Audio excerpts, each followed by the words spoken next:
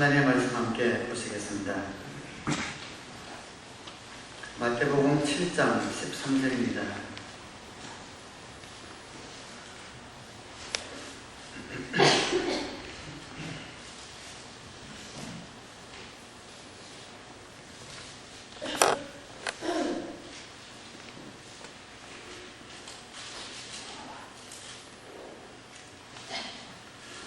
네, 7장 13절로 29절 마지막 절까지 제가 봉독해 드리겠습니다.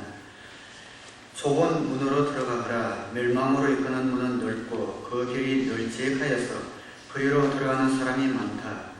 생명으로 이끄는 문은 너무나도 좁고 그 길이 비좁아서 그것을 찾는 사람이 적다. 거짓 예언자들을 살펴라.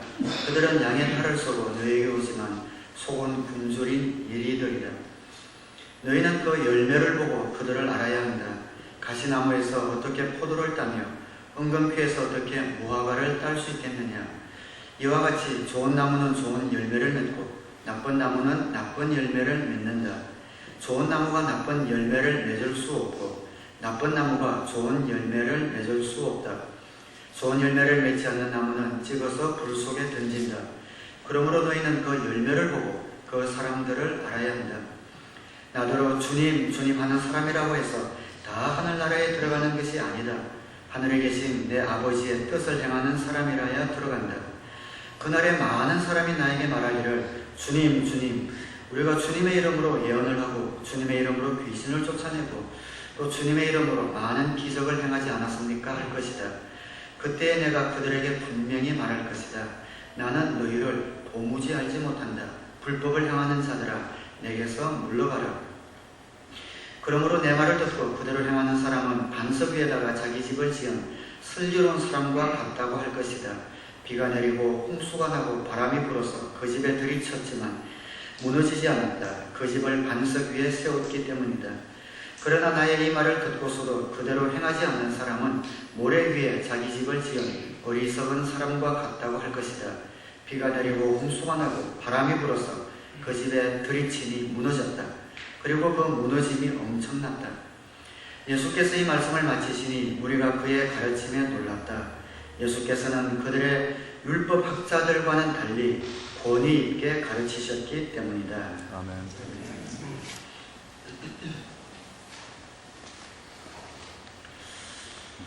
마태복음 5장, 6장, 7장은 예수님의 산상복음이라고 불려지는 아주 복된 그런 말씀이지요. 예수님의 산상복음은 위로에서 시작합니다. 하나님의 나라가 도래했다. 마음을 열고 누구든지 회개하면 하나님 나라를 가질 수 있다. 이 땅에서 굶주린 사람, 마음이 가난한 사람, 또 깊은 슬픔을 가진 애통한 사람, 또 마음이 너무 고와서 온유해서 당하기만 하는 사람, 이 모든 사람들도 하나님 나라가 왔기 때문에 소망을 가질 수 있다라고 그 메시지를 시작하셨습니다. 그리고 산상수훈의 마지막에 예수님께서는 헌신의 초청으로 이 말씀을 마치고 있습니다. 어떻게 하면 우리가 하나님 나라의 복된 시민으로 그 복된 삶을 나의 것으로 받아들이며 살 수 있는가 라는 것을 마지막으로 말씀해 주신 겁니다. 13절에 보면 좁은 문으로 들어가거라. 멸망으로 이끄는 문은 넓고 그 길이 널찍하여서 그리로 들어가는 사람이 많다. 생명으로 이끄는 문은 너무나도 좁고 그 길이 비좁아서 그것을 찾는 사람이 적다. 복된 삶을 우리 것으로 만들기 위해서는 우리 한번 따라 하시겠습니다. 좁은 길을 선택하라. 좁은 길을 걸으라는 말은 하나님 나라의 생활 원칙을 따라 살라라는 그런 의미이지요. 하나님 나라의 법을 따라 살면 거기에는 참된 평화와 생명과 기쁨과 행복이 있다라는 말씀입니다. 여기서 넓은 길이라는 것은 세상의 풍조, 세상의 문화, 세상의 사상을 쫓아 사는 삶을 이야기를 합니다. 그러한 삶의 마지막은 멸망이다. 그곳에는 갈등과 허무와 파멸이 있다라고 말씀을 합니다. 그러면 누구든지 좁은 길로 가지 않겠어요? 좁은 길로 가면 생명과 기쁨과 행복이 있고 넓은 길로 가면 허무와 파괴와 멸망이 있다면 누구든지 좁은 길로 갈 것 같은데 왜 많은 사람들이 좁은 길을 놔두고 넓은 길로 가는가? 그 이유가 뭔가? 한국의 설악산에 가면 구룡폭포라는 데가 있죠. 근데 구룡폭포 찾아가는 길이 굉장히 샛길이 돼서 찾기가 굉장히 힘들다고 그래요. 가보신 분은 알겠지만 하이웨이를 가다가 지나치기가 쉬워서 찾기가 힘들다고 합니다.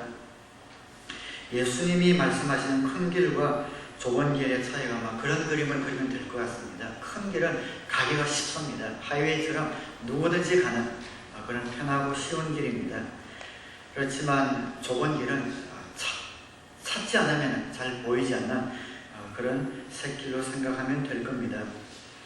주님의 뜻대로 사는 것이 생명의 길임에도 불구하고 많은 사람들이 이 길을 선택하지 않는 이유는 큰 길에는 사람이 많이 다닙니다. 그곳에 내가 섞여 다니면 차이가 나지 않습니다.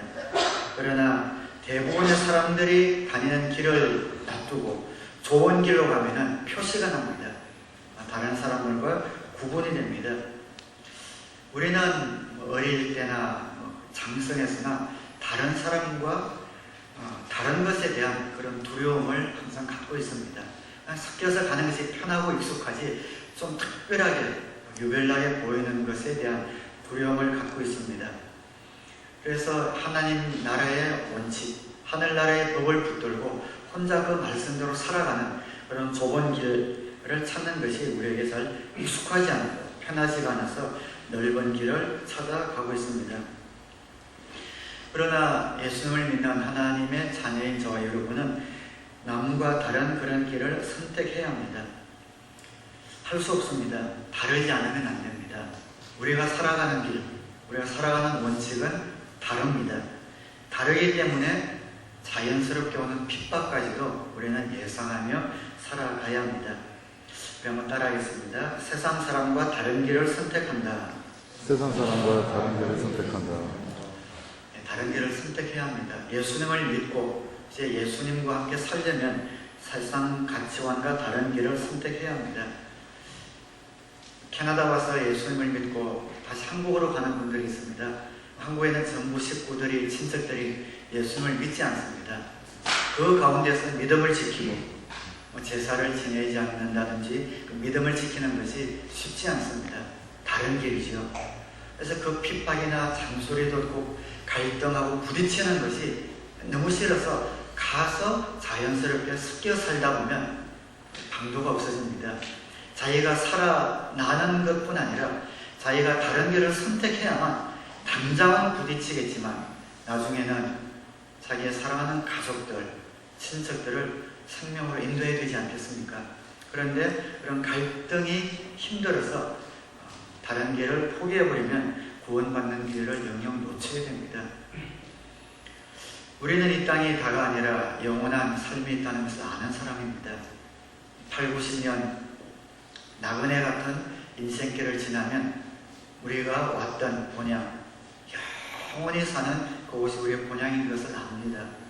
이 땅에서 예수님을 영접하고 예수님과 함께 살아야만 그 영원한 삼생으로 이어진다는 것을 우리는 압니다. 이 땅에서 잠시간의 그런 갈등 때문에, 다르게 보이는 두려움 때문에 같은 길을 선택한다면 우리는 복된 삶을 우리 것으로 만들지 못할 뿐 아니라 구원의 기회들을 잃게 된다는 겁니다. 우리 침례 받으신 장로님도 계속 신앙을 붙들고 계셨기에 불교 신앙을 갖고 있는 부모님들도 그곳에 교회 가라라고 그렇게 인정을 해주지 않았나 싶습니다. 결국에는 그 신앙을 부모님, 나와서 친척, 가족들까지 구원하는 그런 믿음으로 가기 위해서는 세상 사람과 다른 길을 우리는 선택하고 그 길에서 떠나지 말아야 합니다. 멸망으로 가는 큰 길을 선택하는 또 하나의 이유는 큰 길이 편하기 때문이죠. 큰 길이 편하고 쉽습니다. 이 땅 살아가면서 세상 풍조를 따라가는 삶이 자연스러운 삶이고 편합니다. 그냥 생각 없이 먹고 싶은 건 다 먹고 하고 싶은 건 다 하고 안 하고 싶은 것은 안 하고 자기 마음대로 사는 것 편합니다. 그래서 세상 풍조를 따라가는 큰 길을 따라가는 그 길이 굉장히 편합니다. 그러나 편하지만 그 길 끝에는 멸망이 있습니다. 우리 자녀들 한번 생각해 보십시다. 중고등학생 된 자녀가 있는데 그 자녀를 하고 싶은 대로 다 내버려 두고 싶죠. 캔디든 초콜릿이든 뭐든 먹고 싶은 거 다 먹어라. 튀김 거든 감자든 밥 먹기 싫으면 밥 먹지 말고 먹고 싶은 거 다 먹어라. 밤에 게임하고 싶으면 1시, 2시까지 게임해라. 학교 가기 싫으면 학교 가지 마라. 하고 싶은 거 다 해라. 라고 한다면 편하겠죠. 그러나 그렇게 내버려 두는 부모는 없습니다. 그 결과가 어떨지를 우리는 알기 때문입니다. 건강이 나빠지든지 제대로 교육을 받지 못해서 사회에서 낙오하게 될 겁니다. 자녀들의 경우를 생각해 보면 뻔한 이치를 우리 부모님들이 알고 있는데 자신들에게는 그것을 왜 적용시키지 않는지 모르겠습니다. 넓은 길, 편한 길을 가면은 편한 것은 알고 있지만 그 끝에는 멸망이 있다는 것을 안다면은 우리는 하나님 나라의 법칙, 하나님 나라의 법을 붙든 좋은 문을 선택을 해야 합니다. 그 길은 희생과 훈련을 선택하는 그런 길입니다. 이거는 꼭 성경에 있는 이야기가 아니더라도 별난 얘기 아니지 않습니까? 이 땅에서도 성공하는 분들 보면은 하고 싶은 대로 다 해서는 성공하는 사람이 없습니다. 그 삶 가운데 절제가 있고 인내가 있고 훈련이 있습니다. 운동선수가 메달 하나 따기 위해서 얼마나 많은 절제와 훈련이 들어갑니까? 우리의 본성은 그대로 두면 편한 대로 가게 되어 있습니다. 그래서 성경에서는 경건의 훈련, 우리가 주님을 닮기 위해서 훈련이 필요하다고 꼭 이야기를 붙이는 이유가 무엇인가? 우리의 본성을 거스려야 하기 때문입니다. 생명으로 이끄는 좁은 길을 걷기 위해서는 희생과 훈련이 필요합니다. 편하게만 하는 신앙생활에는 사실 생명이 없습니다. 그리고 능력도 없습니다. 사실 우리 교회가 가정교회를 하는데 가정교회 신앙생활은 굉장히 훈련과 또 희생이 들어간 그런 교회입니다. 희생과 훈련을 통하여 섬기면 섬길수록 보람을 고백하는 이유가 거기에 있죠.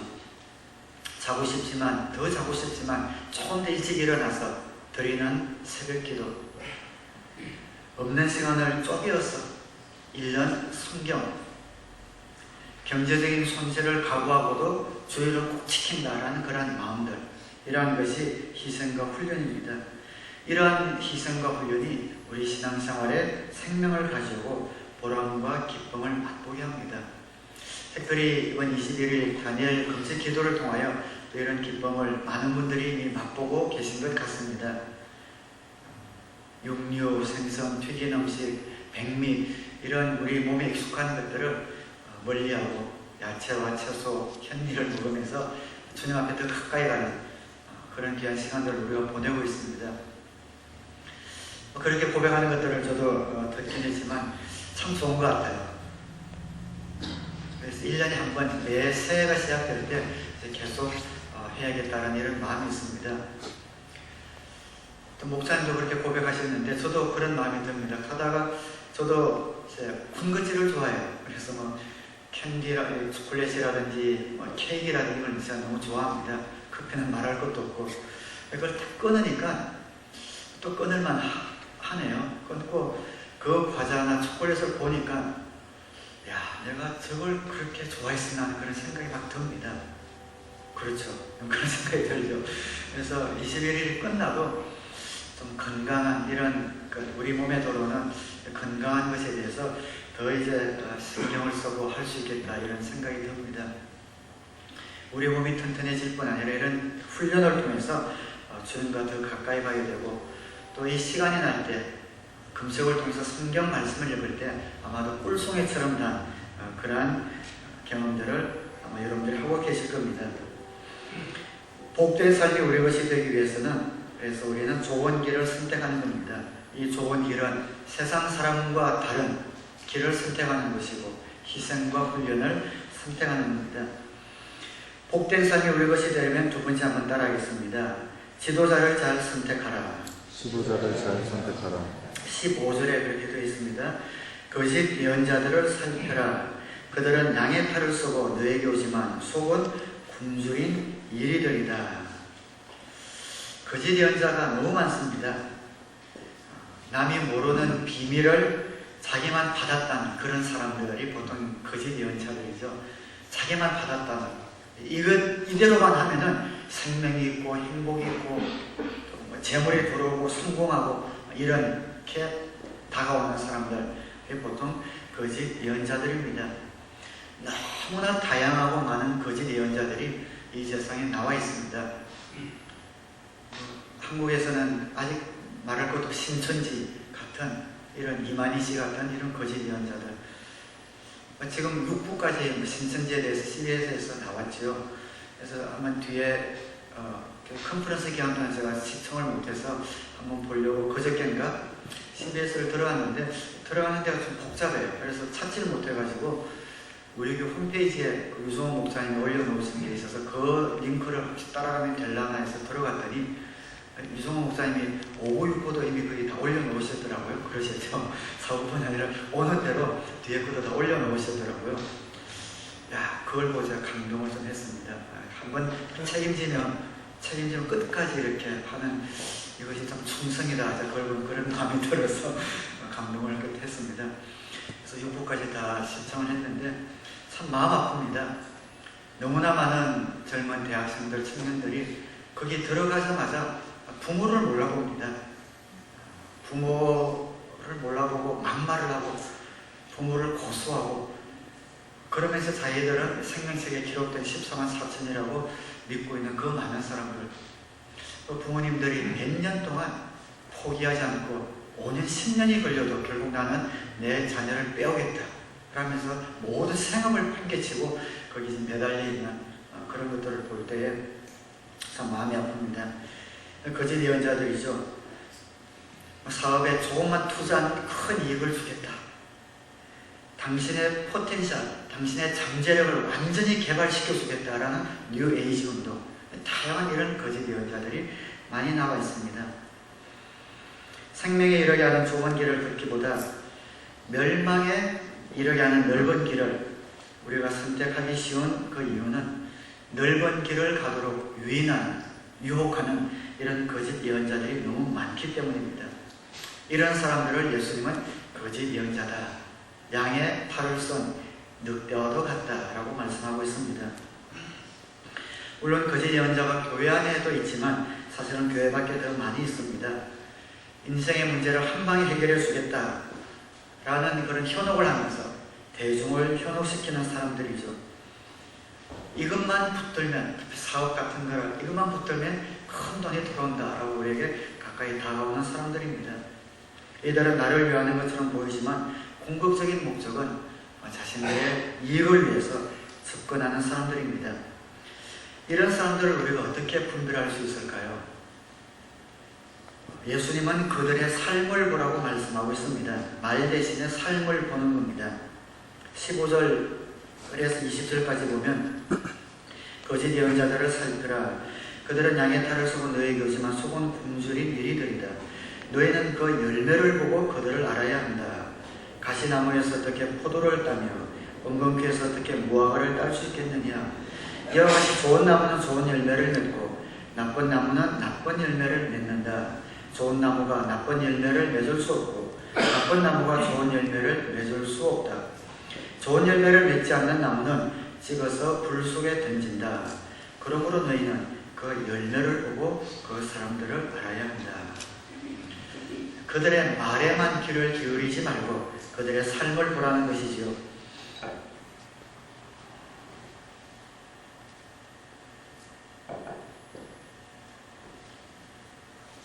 그들이 진짜인지 가짜인지 결국에는 그들의 말을 통해서 나타나는 것이 아니라 그들의 살아가는 삶을 통해서 나타나게 되어 있기 때문입니다.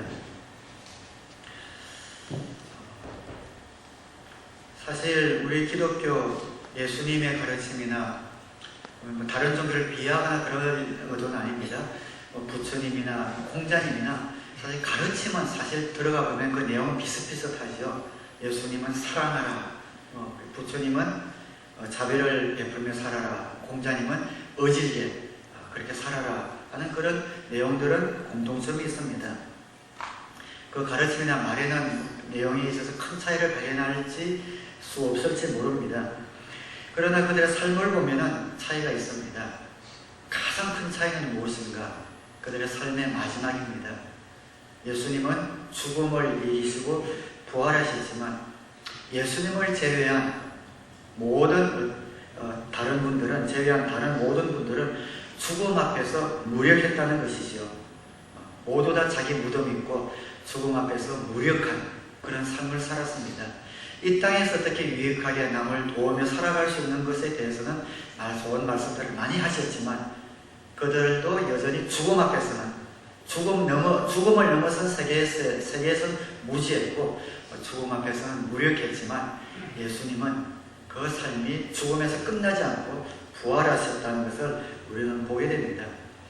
그것 하나만 보더라도 이 예수님을 내 삶 가운데 구세주와 주님으로 모시고 나의 인생을 맡겨도 될 뿐이다라는 확신을 가질 만한 것이죠. 공산주의가 후불하는 것이 이제 멸망당함으로 공산주의가 붕괴됨으로 증명이 되었지만 그 공산주의의 이론을 마련한 칼 막스 같은 분도 굉장히 말은 잘했지 않습니까? 그러나 그 삶은 굉장히 엉망이었습니다. 존 폴슨이라는 분이 쓴 지식인의 두 얼굴이라는 책이 있습니다. 지금 절판돼서 잘 나오지 않는데요.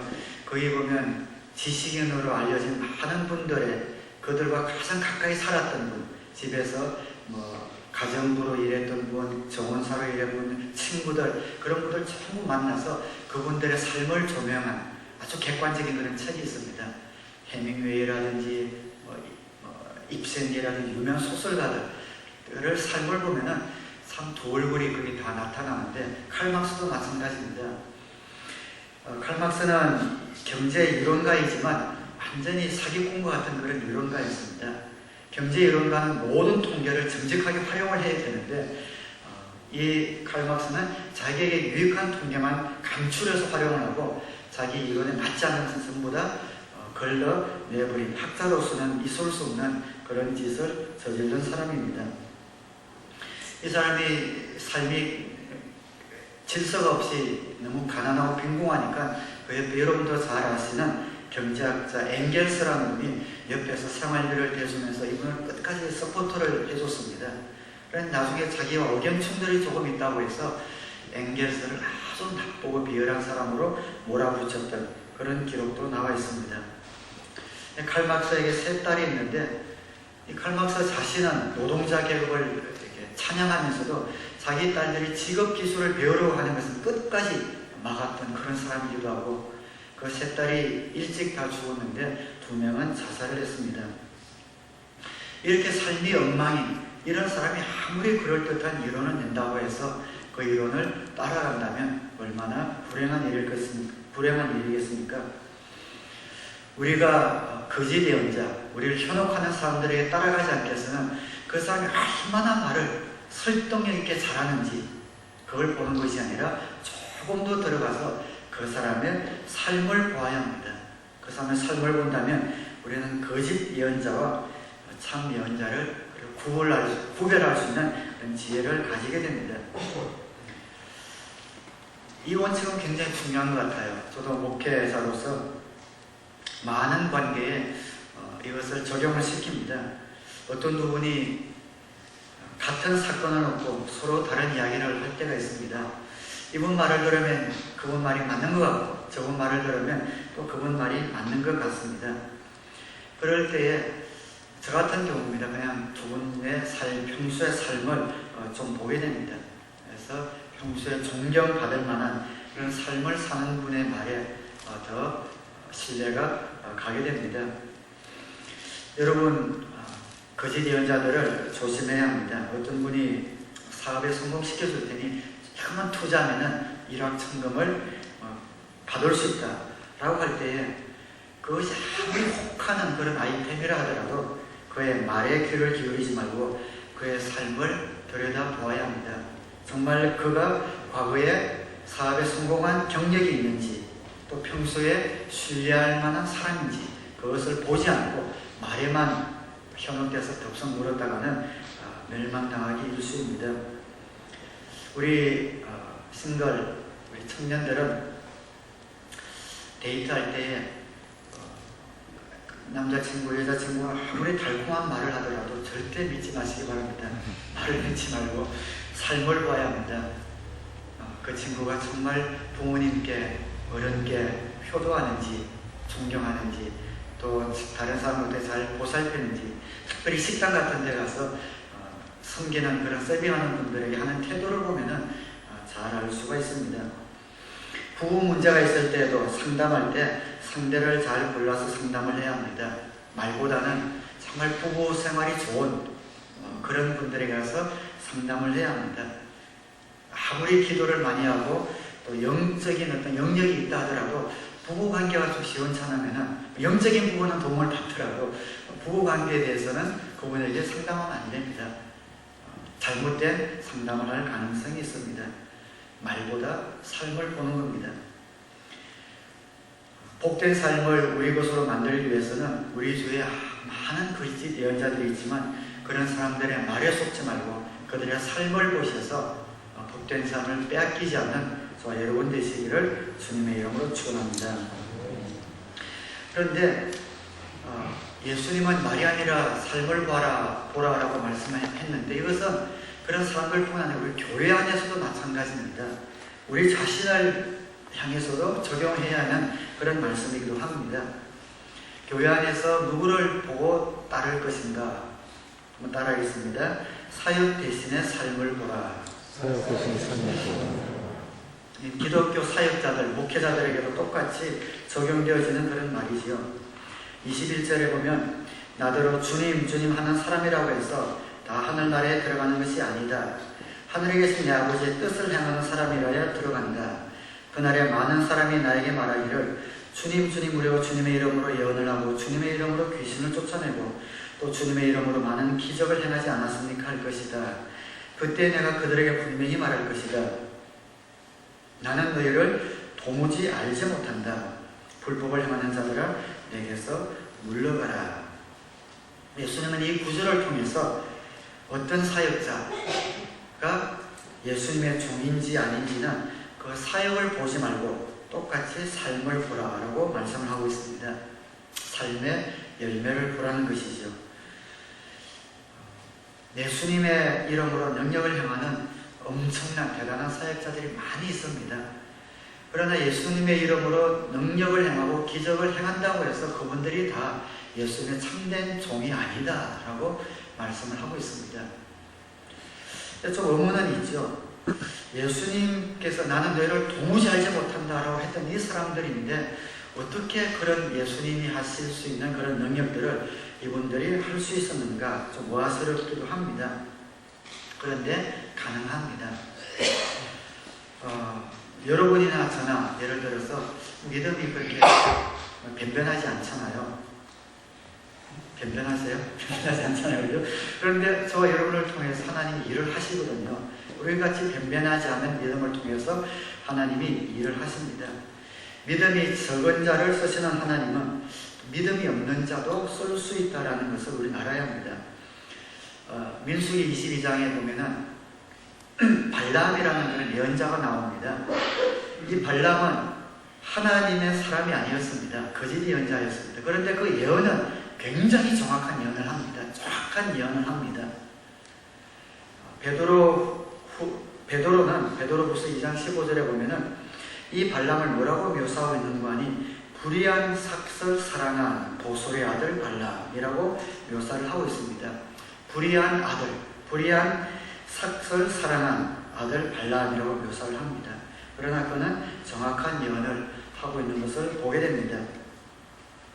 그래서 우리는 혹시 신앙생활 하면서 주위에 예수님의 이름으로 능력을 행한다고 해서 예수님의 이름으로 어떤 예언을 한다고 해서 무조건 예수님의 종이다 라고 생각하고 따라가서는 안 됩니다. 그의 삶을 보아야 합니다. 본문 9절에 나오는 거짓 사역자들의 특징이 무엇입니까? 능력은 있지만 하나님에 대한 순종이 없습니다. 그것을 어떻게 알 수 있는가? 주여 주여 하는 자마다 다 천국에 들어가는 것이 아니라 내 아버지의 뜻대로 행하는 자라야 들어간다. 저는 그렇게 말씀하고 있는 것으로 보아서 사역은 행하지만 순종이 없었던 사람들. 근데 오해는 하지 마실 것을 귀신을 쫓아내고 능력을 행하고 연을 한다고 해서 불법이라고 말씀하신 것은 아닙니다. 그것은 주님의 일이 분명합니다. 그러나 그런 사역은 있지만 전혀 순종이 없는, 삶이 없는 이분들을 향하여 불법을 향하는 자들아라고 주님이 책망을 하고 있는 겁니다. 예수님의 종이 순종하는 삶을 사는지 아닌지는 우리가 또 어떻게 알 수 있습니까? 정말 저 사역자가, 저 목회자가, 저 종이 주님의 말씀에 순종하고 있는 종인지 아닌지 어떻게 알 수 있는가? 성경에 보면 예수님의 가장 큰 계명이 나옵니다. 그 계명에 비추어 보면 됩니다. 예수님은 하나님과 이웃을 사랑하는 것이 가장 큰 계명이라고 말씀하셨습니다. 그 계명에 순종하는 사람이면 하나님의 뜻대로 사는 사람이라고 생각해도 좋습니다. 마태복음 22장 37절에 보면 예수께서 그에게 말씀하셨다. 내 마음을 다하고 내 목숨을 다하고 내 뜻을 다하여 주 너의 하나님을 사랑하리라 하였으니 이것이 가장 중요하고 어떤가는 계명이다. 둘째 계명도 이것과 같은데 내 이웃을 내 몸같이 사랑하여라 한 것이다. 이 두 계명에 모든 율법과 예언자들의 본뜻이 달려있다. 종적으로는 하나님을 사랑하고 행적으로는 이웃을 사랑하는 하나님과의 관계, 이웃과의 사랑의 관계, 이것이 성경의 핵심이라고 말씀하고 있습니다. 모든 율법과 예언자들, 이 말은 모든 성경을 한마디로 하면 하나님을 사랑하고 이웃을 사랑하는 것이다 라는 것이죠. 그래서 저는 그 사역자가 정말 주님의 말씀에 순종하는 참된 종인지 아닌지 보려면 저는 그분의 삶에 사랑이 있는지 없는지 그것을 볼 것 같습니다.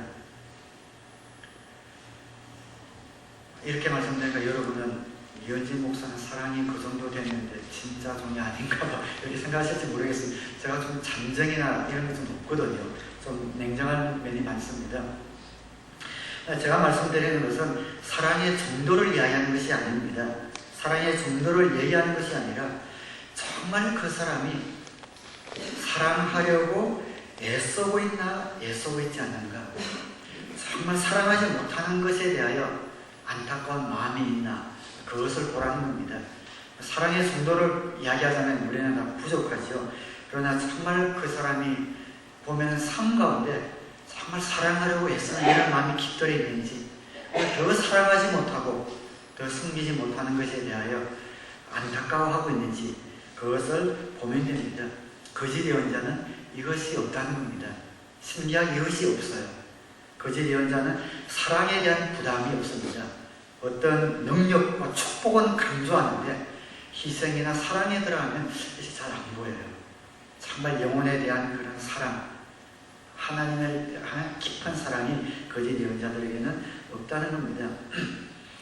그래서 100% 정확한 건 아니지만 여러분 신앙생활 하시면서 혹시 주위에 잘못된 가르침을 갖고 있는, 능력과 축복을 강조하고 큰 사역을 이루지만 정말 저분이, 저 사역자가 하나님께서 보내신 참된 종인가를 여러분이 아시려면 정말 그분의 삶의 순종 혹은 사랑의 마음이 있는가, 그것을 보면 틀림없지 않나 싶습니다. 그러나 이것은 남에게만 적용할 것이 아니라 우리 자신에게도 적용이 되어야 되겠지요. 예수님과 상관이 없으면서도 예수님의 이름으로 능력을 행사할 수 있다는 것은 우리에게도 똑같이 어떤 경각심을 불어넣어 줍니다. 우리도 예수님과 상관없이 사역할 수도 있다라는 그런 경고를 주는 겁니다. 예수님을 주님으로 영접한 여러분과 저는 주님과 전혀 상관이 없는 사람이 될 수는 없습니다. 그렇지만 예수님과 상관없는 사역은 할 수 있다는 겁니다. 이것을 우리는 굉장히 주의해야 합니다. 예수님과 상관없는 사역은 그것이 어떻게 가능한가? 가능합니다. 성령님을 의지하고 주님을 사랑하는 마음으로 살겠지만 나중에는 순종과 사랑이 빠져버리면 성령님이 더 이상 역사하지 않는다 하더라도 그 역사에서 옛날에 그것이 남아서 사역이나 이런 것들은 계속 남아있을 수가 있습니다. 주님 뜻대로 살지 않고 순종하지 않고 또 성령님께서 우리의 어떤 죄라든지 불순종 때문에 성령님의 사역이 멈추었는데도 불구하고 멈추었다고 방언을 하는 사람이 갑자기 방언이 떠나가는 것이 아닙니다. 방언을 계속 합니다. 예언의 은사를 받은 분이 예언이 떠나가는 것이 아니라 예언의 은사 그대로 남아 있습니다. 설교자라면 설교가 갑자기 탁 막히고 못하는 것이 아니라 또 설교를 술술 합니다. 그렇지만 예수님과 상관없는 그런 사역을 할 수 있다는 겁니다. 목회가 폭삭 사그라드는 것이 아니고 계속 뭔가를 하기 때문에 자신도 느끼지 못할 수가 있다는 겁니다. 사랑하는 여러분, 이것을 굉장히 조심해야 합니다. 주님 말씀에 순종하고 하나님과 영혼에 대한 사랑을 갖고 있는 한 우리는 주님의 종이 되어서 그분께 아름답게 쓰임받고 복된 삶이 우리 것이 될 수 있습니다. 그러나 점점 우리 가운데서 사랑이 떠나가고 희생이 떠나가고 숨김과 순종이 떠나감에도 불구하고 내 마음은 메마름에도 불구하고 우리는 예전에 했던 사역들은 그대로 할 수 있는데 이런 사역들은 주님이 말씀하신 것처럼 상관이 없는 그런 사역이 될 수 있다는 것이죠. 그렇게 되지 않기 위해서는 우리 자신을 항상 살펴보아야 합니다. 초기 증상이 있기 때문입니다. 주님이 나와 함께하지 않으면 뭔가 잘 되는 것 같은데 관계가 항상 깨어지고 내 삶 가운데 분열이 들어옵니다. 그것을 여러분 감지하셔야 합니다. 목장 사역도 잘 되고 기도 사역도 잘 되고 있는데 정말 내가 주님과 함께 하고 있는가? 그래서 우리는 항상 살펴야 합니다. 어떤 사역도 잘 되고 있는 것 같은데 내가 정말 주님과 함께 동행하고 있는가? 주님의 마음이 나에게 있는가? 그것을 보아야 합니다. 그것을 어디에서 보는가? 사랑에서 보는 겁니다. 사랑이 좀 거창하고 추상적이라면 연민이라고 해도 좋습니다. 나에게 연민의 마음이 있는가? 불우한 사람들, 낮은 사람들, 가지지 못한 사람들, 아픈 사람들, 상처가 있는 사람들, 주님을 알지 못하는 사람들, 이런 분들을 볼 때 내 마음 가운데 연민의 마음이 있는가? 그것을 확인하는 겁니다. 그 마음이 없다면 나는 사역은 하고 있지만 주님의 마음과 함께 사역하고 있지 않은지 모릅니다. 항상 있는 건 아니지만 나에게 연민이 있는가? 나와 가장 가까이 있는 사람, 내 주위에 있는 사람, 목장 식구들, 그 영혼들을 볼 때 불쑥불쑥 저분이 예수님 믿지 않으면 안 되는데 주님만, 예수님만 믿으면 저 문제 해결되는데 하는 이런 연민의 마음이 있는지 우리는 살펴야 합니다. 자신과 하나님과의 관계를 측정할 수 있는 진정한 척도는 바로 이 사랑입니다. 그것을 가장 잘 측정할 수 있는 구절이 우리 고린도전서 13장이지요. 내가 사람의 방언과 천사의 방언으로 말을 할지라도 내게 사랑이 없으면 울리는 징이나 요란한 꽹과리가 될 뿐입니다.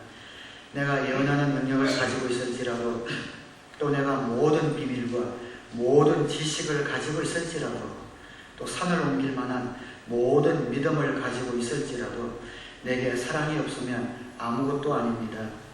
내가 내 모든 재산을 나누어 줄지라도 자랑스러운 일을 하려고 내 몸을 넘겨줄지라도 내게 사랑이 없으면 내게는 아무런 이로움이 없습니다. 방언도 하고 예언도 하고 모든 비밀과 모든 지식을 갖고 있을지라도 사랑이 없으면 주님과 상관없는 사역이 된다는 겁니다. 특별히 내가 사역에 열매가 있다 할 때, 내 사역이 지금 잘 나간다 할 때 여러분 자신을 더 여기에 비추어 보아야 합니다. 그래서 그런 질문을 던져야 합니다. 내가 요새 오래 참는가? 오래 참지 못하는가? 내가 요새 친절한가? 그렇지 못한가? 내가 요새 시기하고 있지 않은가? 내가 요새 뽐내고 있지 않은가? 요새 내가 교만하고 있지는 않은가? 요새 내가 무례하진 않은가? 내가 요새 내 유익만을 구하려고 하진 않는가? 내가 요새 불쑥불쑥 성을 많이 내진 않는가? 내가 요새 다른 사람에 대한 원망을 품고 있진 않은가? 내가 요새 불의를 기뻐하고 있진 않은가? 내가 요새 진리를 보고도 기뻐하는 마음이 없는 건 아닌가? 내가 요새 모든 것을 덮어주는가? 내가 요즘 모든 것을 견디는가? 모든 것을 바라는가? 내가 요새 모든 것을 견디는가? 고린도전서 13장 4절에서 8절까지 있는 그 말씀에 자신을 비추어 보는 겁니다. 여기에 비추어 보아서 좁은 길을 선택해야 합니다. 내 삶에 활동만 남아있고 정말 예수님의 의미는 남아있지 않은 건 아닌가?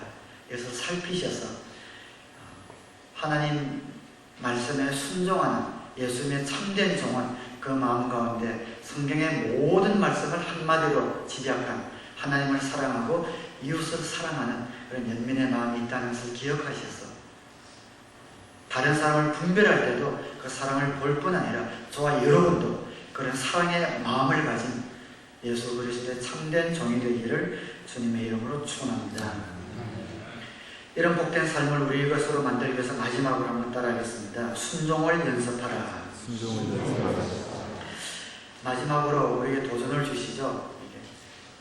반석 위에 집을 지어라 라는 그런 비유를 통해서 도전을 주고 있습니다.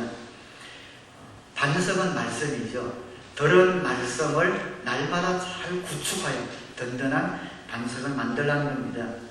우리의 삶을 말씀의 반석 위에 구축해 나가는 겁니다. 그러기 위해서는 그 말씀을 순종을 연습을 해야 합니다.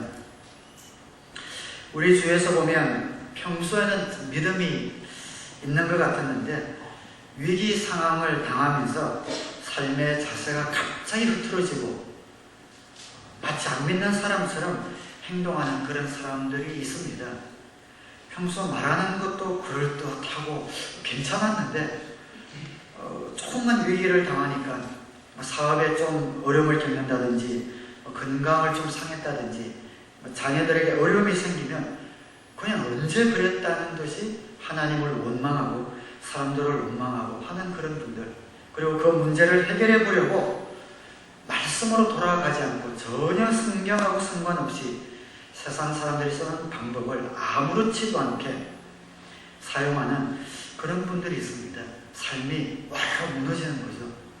그런 분들을 가끔씩 봅니다. 저 사람이 정말 믿는 사람이었나? 그렇게 생각이 들 정도로 그 삶이 위기 상황을 만나면서 요동치고 흐트러져 버리는 그런 사람이 있습니다. 왜 그런지 아십니까?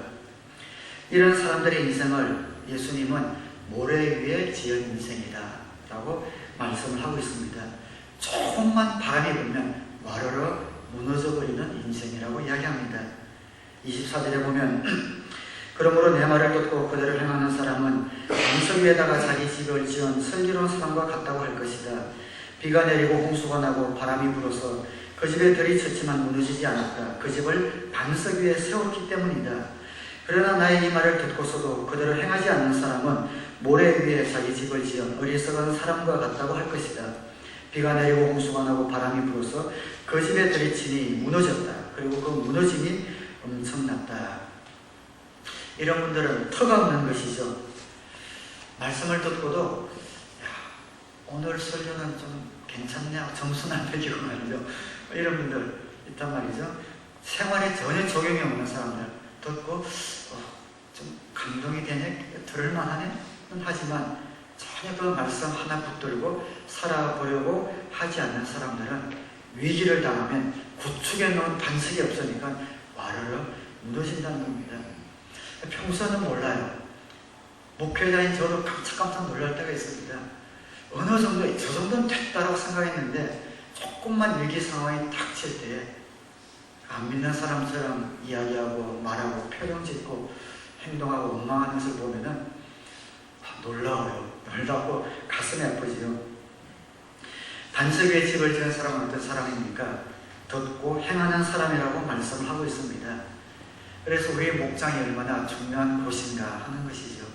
말씀 듣고 많은 말씀 듣고 은혜 받았다, 은혜 받았다, 은혜 받으려고 여러분 교회 다니면 안 됩니다.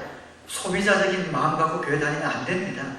은혜 받으려고 다니는 것이 아니라 한 말씀 붙들고 살아보려고 말씀을 들어야 합니다. 은혜 받았다고 하는 분들, 말씀을 잘 쪼갠다고 좋아하는 분들, 안 듣는 것보다 낫지만 머리가 커져서 자기가 자기 자신을 속일 수 있습니다. 행하지 않으면, 실천해보지 않으면 자기 자신이 믿음이 좋다고 착각할 수가 있다는 것이죠. 듣고 행해야 합니다. 평소에 말씀 듣고 하나씩 우리가 행할 때 그것이 축적이 되어가고 튼튼한 반석 같은 틀을 쌓아주는 겁니다. 이런 사람은 나중에 위기가 와도 흔들리지 않습니다. 요동치지 않습니다. 우리 주위에 그런 분들이 많습니다. 우리 교회에 그런 분들이 참 많습니다. 참 어떤 분을 보면 참 흔들릴 만한 그런 일인데도 불구하고 정말 주님 말씀 붙들고 그분 입에서 어떤 불평 하나 안 나오는 것 보면은 참 얼마나 흐뭇하고 참 기쁜지 모릅니다. 오랫동안 정말 기도한데도 기도 응답들이 안 되는데도 불구하고 하나님의 다른 섭리가 있음을 믿으면서 끝까지 또 붙들고 믿음 안에 있는 이런 분들 우리 주위에 많이 있습니다. 큰 사고나 어려움을 역경을 당했지만 그 입에서 하나님과 이웃을 향한 원망의 소리 하나 들어보지 못합니다. 오히려 더 기도하고 오히려 다른 사람을 위로하는 이런 분들 우리 주위에 목장에 많이 있죠.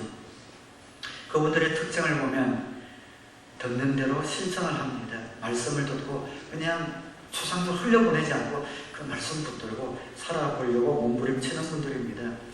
이런 분들은 어떤 경우에도 하나님을 원망하는 법이 없습니다. 말씀을 맺겠습니다. 여러분, 우리 인생을 살다 보면 폭우도 만나고 홍수도 만나고 폭풍과 같은 역경과 위기 상황을 만납니다. 만나지 않는 인생은 없습니다. 그러나 어떤 폭우도 영원히 내리는 법이 없습니다. 어떤 비바람도 영원히 내리는 법이 없습니다. 언젠가는 그 비도 그치고 바람도 잡니다. 그럴 때에 말씀을 실천해서 반석 같은 그런 삶을 차곡차곡 구축해 놓은 사람은 그 폭우가 지나가고 비바람이 지나가고 난 후에 다시 그 삶을 살 수가 있습니다. 다시 그 위에 구축할 수가 있습니다.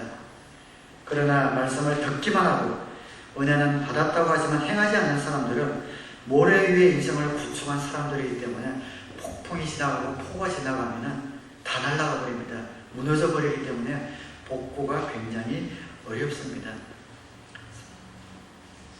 주님께서 말씀하신 이 아름다운 산상도훈의 그 축복들이 저와 여러분들이 되기 위해서는 날마다 순종을 연습하고 주님 주시는 한 말씀 붙들고 분투하며 살아보셔서 여러분의 삶에 적용하셔서 어떠한 인생의 폭우와 폭풍도 이겨내는 저와 여러분 되시기를 다시 한번 주님의 이름으로 축원합니다. 기도하겠습니다.